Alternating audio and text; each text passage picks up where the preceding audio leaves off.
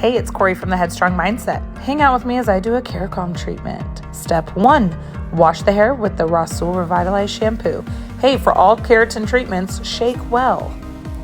Now the manufacturer's instructions say 25 grams, but really guys, I only needed about 15. Put on your gloves and section hair into 4 quadrants. It really does help. And then I don't blow dry the hair, just towel dry it and get it to where it's damp.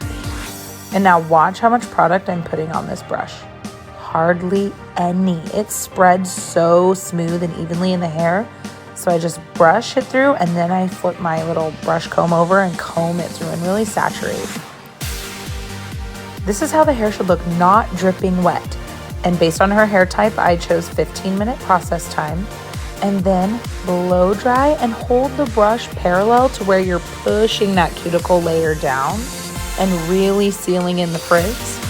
Set your temperature to the appropriate time. I chose 390 degrees for her hair type and 8 passes through each section. Now we rinse and you use the Keracalm mask. I added some aluminum oil. You blow dry that in, style as desired. No cut, no color, just Keracalm.